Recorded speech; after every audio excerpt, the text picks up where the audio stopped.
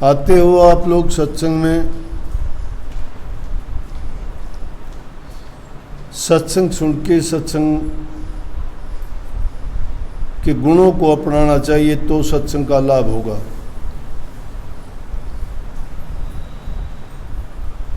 वाणी थी अभी सुनी, बहुत अच्छी अच्छी वाणी थी, लेकिन जब तक उस वाणी पर अमल करोगे नहीं, समझ में आपको आती नहीं क्या गाया है,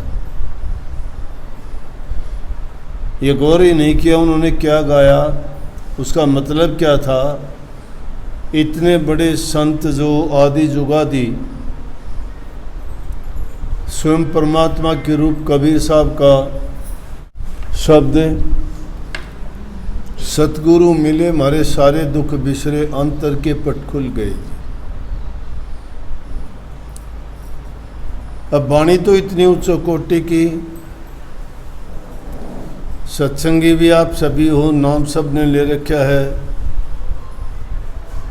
शब्द को अगर समझने की कोशिश करो, अभ्यासी लोग हों तो उसको मतलब का पता लगेगा। अनजान और नया आदमी तो मान सकते हैं कि ऐसे सत्संग से, ऐसे शब्द से उनको समझ कम आएगी। क्यों आएगी? कि इसमें रूहानियत ज़्यादा है। इस वाणी में जो कबीर साहब ने बताया, दर्शाया और समझाया है, वो वाणी अभ्यासियों की समझ में आएगी। क्योंकि अभ्यास करने वाले जो पहली बात कह दी उसी से समझ जाओगे कि सतगुरु मिलने से अंतर के पट खुल जाते हैं। सवाल उठता, अंतर के पट अलग हैं क्या?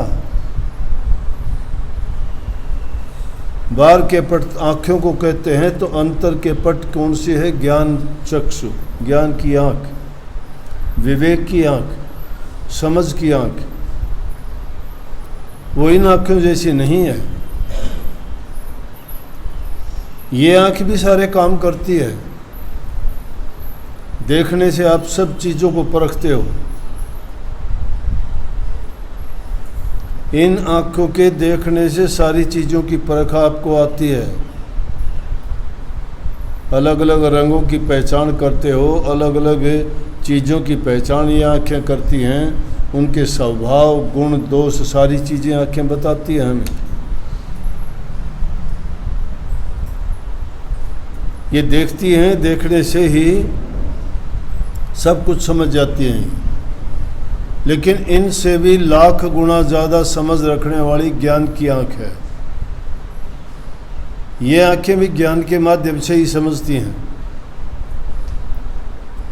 कहते हैं सतगुरु जब मिलता है तो वो अंतर की आँख खोल लेता है।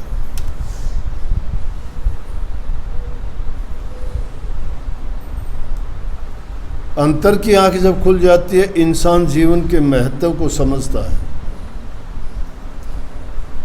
जिस जीवन में अनेकों पाप करते हो, जुल्म और अन्याय करते हो, चोरी डकैती करते हो, दूसरे का दिल दुखाते हो, लेकिन उस टाइम करते वक्त ये नहीं सोचते ये काम कितने दिन के लिए करते। कोई 20 साल, कोई 30 साल, कोई 40, कोई 50, 100 से ऊपर किसी ने जाना नहीं है। ये किसी का ठिकाना नहीं, यहाँ कोई परमानेंट रहेगा। लेकिन सतगुरु जब मिलता है तो उसको बताता है कि अरे मूर्ख इंसान,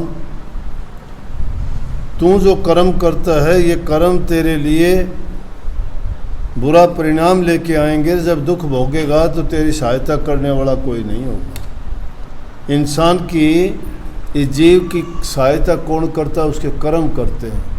और गुरु क्या करता है? उसके कर्म को सुधारने के लिए, दुष्कर्मों से बचाने के लिए और नेक कर्म करवा के उसको सही स्थान पर, जहाँ जाके कभी इस मृत मंडल में, इस दुख के संसार में, इस माया देश में नहीं आना पड़ता, उसका उनके लिए इंतज़ाम करते हैं। परंतु जिसकी आंखों पर यह पट्टी बन जाती है अज्ञान की, वो आदमी पाप कर्म से हटता नहीं है, चाहे उसको कुछ भी हो जाए। क्यों? क्यों का जवाब यह है कि जिस देश में, जिस दुनिया में हम रहते हैं, ये काल का राज है, माया का देश है। और काल जिसकी बुद्धि पर बैठ जाता है उसको लाख समझा लो, उसकी समझ में आती नहीं है बात। इतिहास को उल्ट के देख लो, जिनकी बुद्धि पर काल बैठ गया उन्होंने सब कहीं का विनाश कर दिया, सुधरे नहीं। छोटी मोटी बातों को तो कितने लोगे, लेकिन बड़े बड़ों की समझ देख लो, जिनके नाम दुनिया में प्रसिद्ध हैं, जानते हो, देखते हो, इतिहास गाते हो। रावण कितना बली था, कितना ताकतवर था, कितना समझाया कि गलत काम ना कर रावण, तू माता सीता को ना लेके आ। ले भी आया था तो कहना था कि अब भी जाके रामचंद्र जी के चरण पकड़ ले, बच जाएगा। उसके भाइयों ने कहा, रिश्तेदारों ने कहा, उसकी पत्नी ने कहा, लेकिन जो मद में चूर होता है और जिसकी बुद्धि भ्रष्ट हो जाती है उसको कौन समझा देगा? बोला कि रावण को समझाते हो तुम, मैं इतना शक्तिशाली, मैं इतना ताकतवर। नहीं मान, ना मानने के कारण उस अहंकार में सब चीजों का विनाश कर दिया।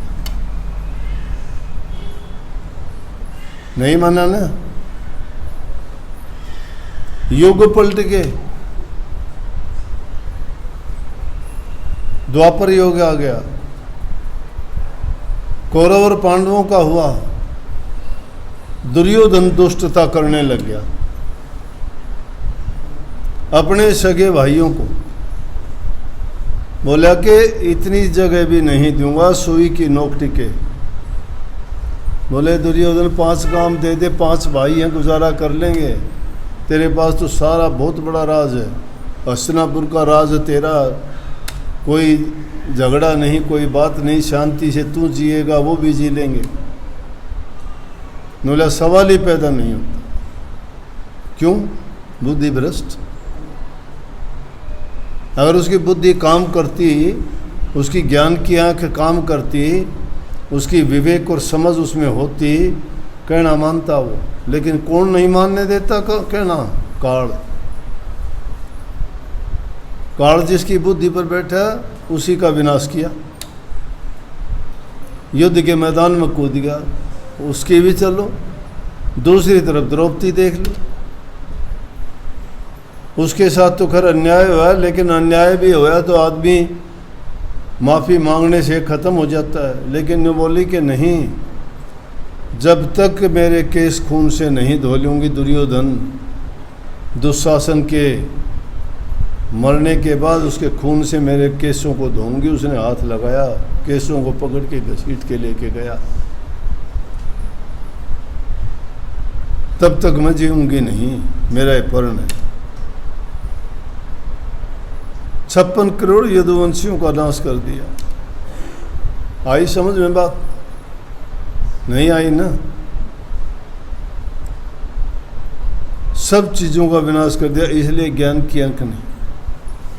लेकिन गुरु मिल जाता है, सहज में बताता है, भाई थोड़े में गुजारा कर ले, शांति से जी ले, प्यार कर, प्यार दे, प्यार ले, सेवा कर, दूसरे की इज्जत कर, सम्मान कर।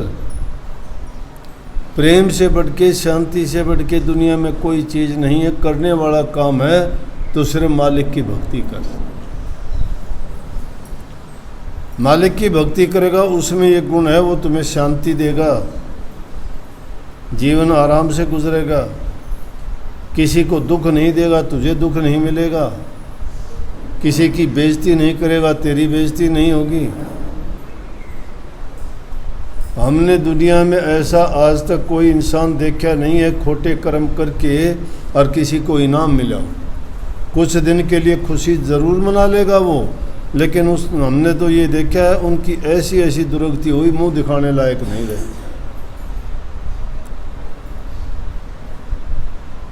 लेकिन उनको समझाओ कितना ही बताओ तब उनकी समझ में नहीं आती। मदांध होते हैं वो, मस्त हाथी की तरह से अंधे हो जाते हैं। जो उनके आगे आता है तोड़ फोड़ करते हैं, कोई ताकत के बल में, कोई धन के बल में, कोई किसी रूप में अहंकारी हो जाते हैं। और जब वो अहंकार किसी में जोर मारता है तो सोच लो वो उसका कान नाचता है और कोई नहीं है, और कुछ नहीं है।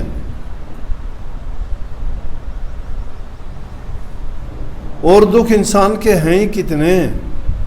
ये दुख मानते हो क्या? दुख तो हम खुद पैदा करते, दुख दूसरा नहीं देता हमें। एक भी बता दो किसी ने दूसरे ने दुख दिया हो। दुख का परिणाम तुम खुद हो, तुम अपना दुख खुद पैदा करते हो। इसीलिए दुष्ट आदमी दुष्टता नहीं छोड़ता। सांप को दूध पिलाओगे जहर पैदा होगा। कोए को चारों वेद पढ़ा लो, काम ही करेगा। गधे को चाहे तुम रेशम और किसी कपड़े बना के खड़ा कर दो, कुर्डी पे जाके उसको अपनी मस्ती और उसको आनंद आएगा।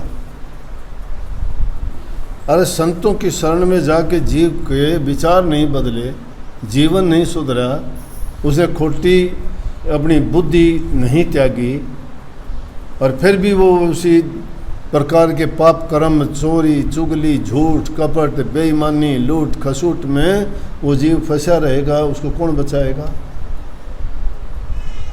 उसका सतगुरु और सत्संग क्या करेगा? क्यों नहीं बदलाव आया? बताओ मुझे।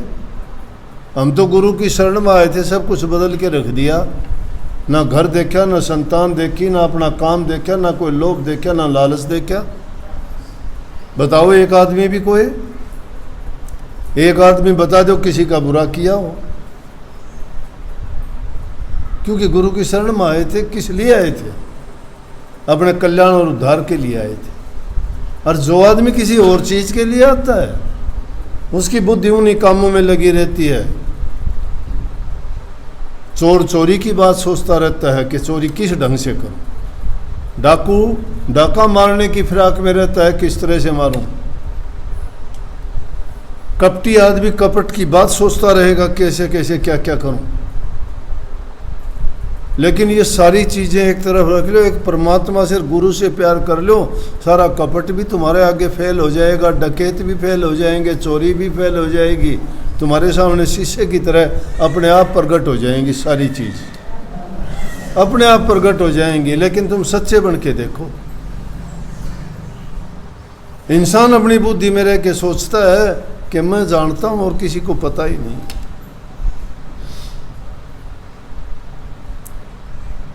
अगर संतों के सत्संग में आके भी जीव का सुधार नहीं हुआ ना, तो यूं सोच लो कि नरकगामी जीव है, उसके बहुत खोटे कर्म हैं।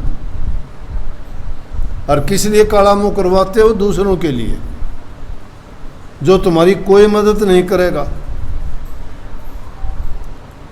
ना तुम्हारी मदद तुम्हारे भाइयों ने, सगे संबंधियों ने करने। ये मदद ना मानना दुनियादारी के काम है, उसमें तो सारे मदद करेंगे, फिर तो घर परिवार ही गया। गृहस्थी आदमी हो, गृहस्थ में रहते हुए सारे काम अच्छे करो, सबसे प्यार करो, सबसे मिलके रहो, सबकी सहायता करो, दुख में दर्द में शरीर से सेवा करो, जबान से मीठे बोलो, और अपने तन मन धन से जो दूसरे का हित कर सकते हो करो। इसका ये मतलब नहीं है। मदद करने का मतलब ये है जो तुम्हारे साथी हैं, यारे प्यारे हैं, ये तुम्हारे कर्मों में साथ नहीं देंगे। कर्म तो तुम्हारा तुम्हें ही भोगना। कर्म जो भी तुम बनाओगे वो तुम्हें भोगना पड़ेगा, दूसरा तुम्हारे कर्म का साथी नहीं होगा। जो अच्छा कर्म करेगा उसका परिणाम अच्छा होगा, और जो बुरा करेगा उसका परिणाम बुरा होगा। सबको बहुत बहुत आशीर्वाद। राधा स्वामी।